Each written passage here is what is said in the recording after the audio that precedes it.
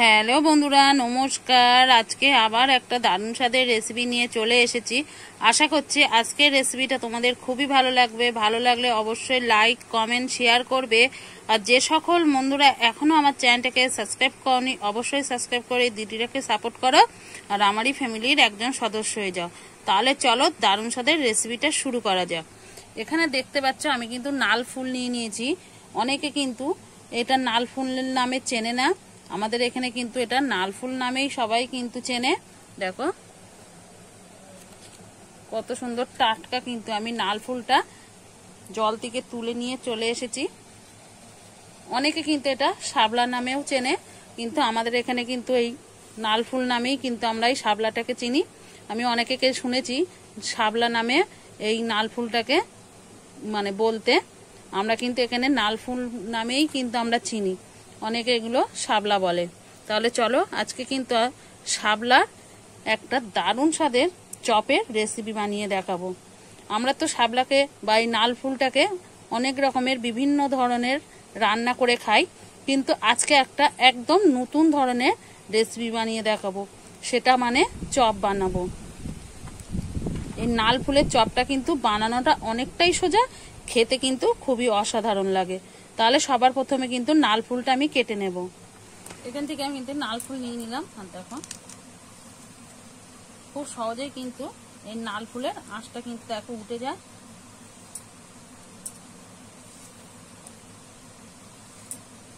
আমি কিন্তু আঁশটা খুব সুন্দরভাবে তুলে নিচ্ছি।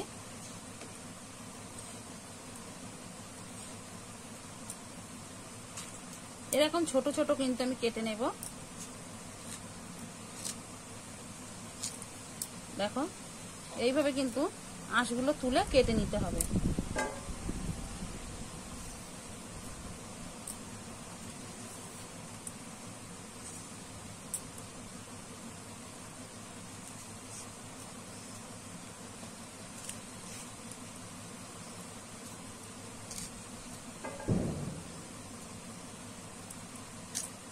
এইভাবে কিন্তু আমি সব নাল ফুলগুলো কেটে নেব।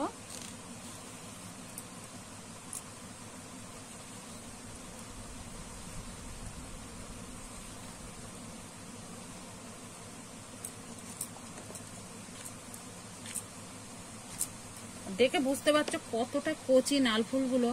দেখো একদম কিন্তু টুকটুক করছে। একইভাবে কিন্তু আমি নাল ফুলগুলো কিন্তু সব কেটে নিয়েছি এরকম ছোট করে করে। আর দুটো কিন্তু ফুলও আমি নিয়ে নিয়েছি। আর এর মধ্যে যে বীজটা থাকে সেটা কিন্তু আমি বাদ দিয়ে ফেলে দিয়েছি। বীজটা কিন্তু নেওয়া যায় না। দেখো এখান থেকে কেটে কিন্তু আমি ফেলে দিয়েছি। আর দুটোই ফুল নিয়েছি আমি, কিন্তু বেশি ফুল নিইনি, দুটোই নিয়েছি।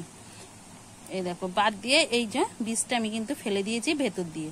তাহলে এবার চলো এগুলো ধুয়ে বাদ বাকি উপকরণগুলো আমি গুছিয়ে নেব। শাপলাগুলো দেখো আমি কিন্তু বা নাল ফুলগুলো কিন্তু আমি ধুয়ে নিয়েছি। আর এখানে কিন্তু আমি কিছুটা জল নিয়ে নিয়েছি।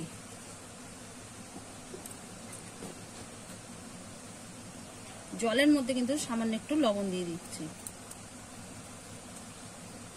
আর দেখো এখানে কিন্তু আমার এইখানে কিন্তু আমি টুথপিক নেই, তার জন্য কিন্তু আমি যে নারকেল গাছের পাতা হয় তার থেকে কিন্তু কাঠিগুলো বের করে এরকম ছোট ছোট সাইজের কিন্তু কাঠি আমি ভেঙে নিয়েছি। দেখো এতগুলো কাঠি কিন্তু আমি ভেঙে গুছিয়ে নিয়েছি। সেগুলো এখানে আমি একটু নিয়ে নেব, যেহেতু চপগুলো তৈরি করতে কিন্তু কাঠি লাগবে। তোমাদের কাছে টুথপিন থাকলে টুথপিন দিয়েই কিন্তু ভালো হবে, না থাকলে এইভাবেও কিন্তু নারকেল গাছের ওই পাতা থেকে কিন্তু কাঠিটা বের করে নিতে পারো। এইভাবে কিন্তু আমি এবার গেঁথে নেব।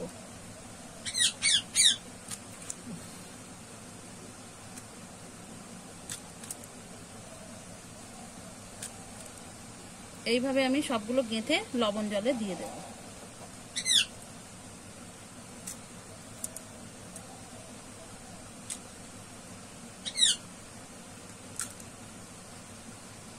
আমি ভালো করে কিন্তু নুন জলে ধুয়ে নেব। একইভাবে আমি সবগুলো কিন্তু গড়ে নেব। এবারে একটা একটা করে কিন্তু আমি থালাতে তুলে নেব।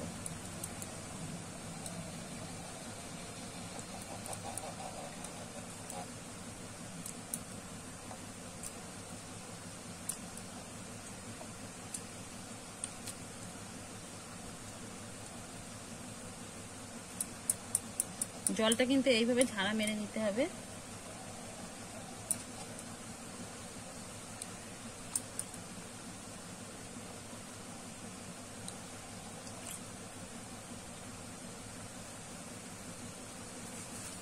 দেখো কত সুন্দর লাগছে গাঁথার পরে। কিন্তু আমি একটা খালি পাত্র নিয়ে নিয়েছি, এটা এবার একটা সাইডে ব্যাটারটা গুলে নেব। তার জন্য কিন্তু আমি হাফ বাটি দেখো বেসন নিয়ে নিয়েছি।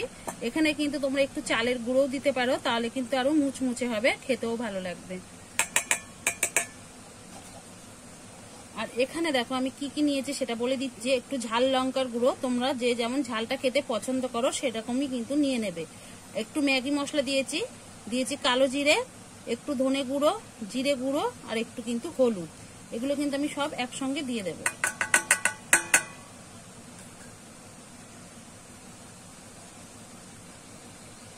স্বাদ মতো লবণটা আমি আর একটু দিয়ে দেব।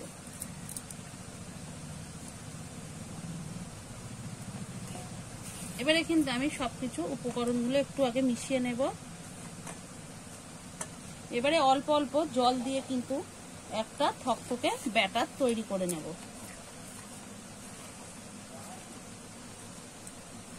আর একটু এখানে আমার জল লাগবে, দিয়ে দেব। ব্যাটারটা কিন্তু আমি ভালো করে ফেটিয়ে, এখানে দেখো আমি একটা কিন্তু থকথকে ব্যাটার তৈরি করে নিয়েছি, দেখেই হয়তো তোমরা বুঝতে পারছো। এরকমই কিন্তু একটা থকথকে ব্যাটার তৈরি করে নিতে হবে। আমি কিন্তু খুব ভালো করে ফেটিয়ে নিয়েছি। এখানে কিন্তু আমি কোনো রকম খাবার সোডা ব্যবহার করিনি, তোমরা চাইলে কিন্তু একটু খাবার সোডাও দিতে পারো। দেওয়ার কারণে কিন্তু মুচমুচে হবে, খেতেও কিন্তু বেশ খাস্তা খাস্তা লাগবে। এবারে চলো এবারে ভেজে নেব। গ্যাসটা জ্বালিয়ে কিন্তু দেখো আমি একটা কিন্তু প্যান বসিয়ে দিয়েছি। এরকম ছড়ানো পাত্র হলে কিন্তু অনেকগুলো একসঙ্গে ভাজা যাবে। এবারে আমি কিন্তু পরিমাণ মতো সাদা তেল দিয়ে দেবো। তেলটা কিন্তু আমার ভালো মতো গরম, তেলটা একটু আমি ভালো করে গরম করে গ্যাসের জোরটা কিন্তু কমিয়ে দিয়েছি। আর দেখো এই ব্যাটারটা নিয়ে নিয়েছি, আর একটা কিন্তু এই যে নাল ফুলের চপ দিয়ে দিলাম।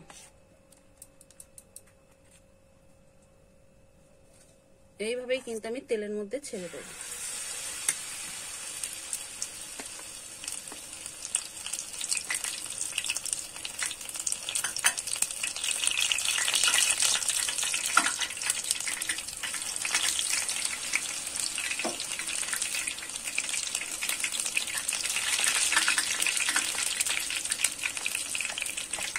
এইভাবে কিন্তু একটু ঝাঁকি নিলে এক্সট্রা যে ব্যাটারটা সেটা কিন্তু ঝরে যাবে।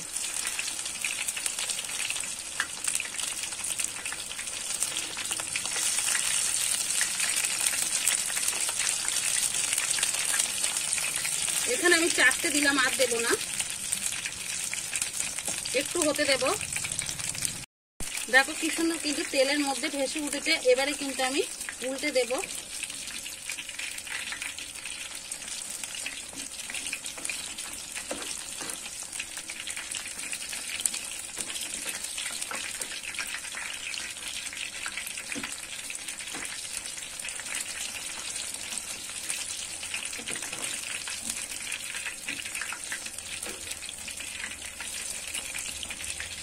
এইভাবে কিন্তু আমি উল্টে পাল্টে লাল লাল করে ভেজে নেব। ভেজে নিয়েছি সবগুলো, এবারে তুলে নেব।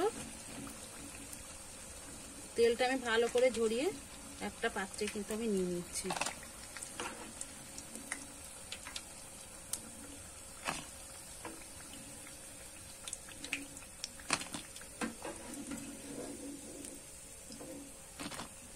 দেখো কতটা অসাধারণ হয়েছে বন্ধুরা। এইভাবে কিন্তু আর বাদ বাকিগুলোও আমি ভেজে নেব।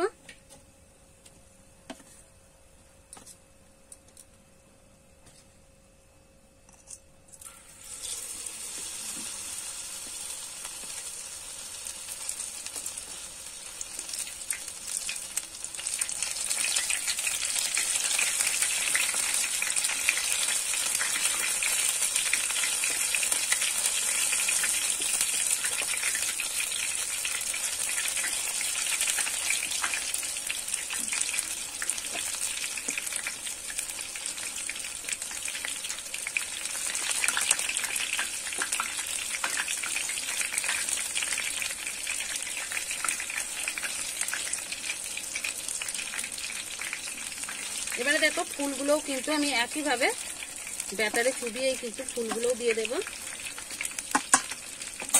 এবারে আমি হাত দিয়ে দেব।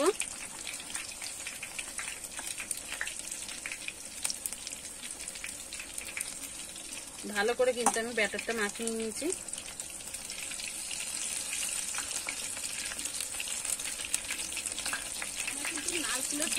আমি একইভাবে কিন্তু উল্টে পাল্টে লাল লাল করে ভেজে নেব। আমি লাল লাল করে ভেজে নিয়েছি, এবারে তুলে নেব। তেলটা কিন্তু ভালো করে আমি ঝরিয়ে তুলে নেব।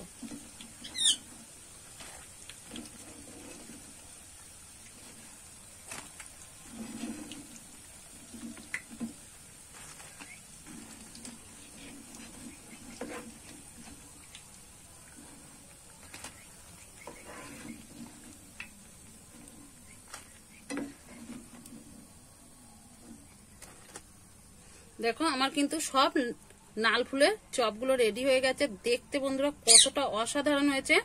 এবারে তোমাদের একটা পাত্রে তুলে আমি পরিবেশন করে দেখাচ্ছি কেমন হয়েছে। দেখুন বন্ধুরা, আমি কিন্তু একটা পাত্রে নিয়ে নিয়েছি পরিবেশন করার জন্য, একদম রেডি। দেখতে কতটা লোভনীয় হয়েছে সেটা কিন্তু তোমরা দেখেই বুঝতে পারছো। নাল ফুলের বা শাপলার কিন্তু চপটা একদম রেডি। দেখেই কিন্তু তোমরা বুঝতে পারছো কতটা লোভনীয় হয়েছে আর কত সুন্দর কিন্তু কালারটাও এসেছে। একবার হলেও বাড়িতে এইভাবে নাল ফুলের চপটা বানিয়ে খেয়ে দেখো। খেতে কিন্তু বন্ধুরা এক কথায় অসাধারণ। যেরকম ভাত ডালের পাশেও কিন্তু খেতে ভালো লাগে, সেরকম কিন্তু সন্ধেবেলা চায়ের আড্ডাতেও কিন্তু জমে যাবে এইভাবে যদি নাল ফুলের চপটা বানিয়ে নেওয়া যায়। একবার হলেও বাড়িতে বানিয়ে খেয়ে দেখুন, খেতে কিন্তু অসাধারণ। তাহলে আজকের রেসিপিটা কেমন লেগেছে অবশ্যই কিন্তু কমেন্ট করে জানাতে ভুলবে না। আজকের মতো রেসিপিটা এখানেই শেষ করছি। আবার নতুন কোনো রেসিপির সঙ্গে দেখা হবে। ততক্ষণে ভালো থাকবেন, সুস্থ থাকবেন, সাবধানে থাকবেন। অবশ্যই বাড়িতে একবার বানিয়ে খেয়ে দেখবেন, খেতে কিন্তু খুবই অসাধারণ লাগে।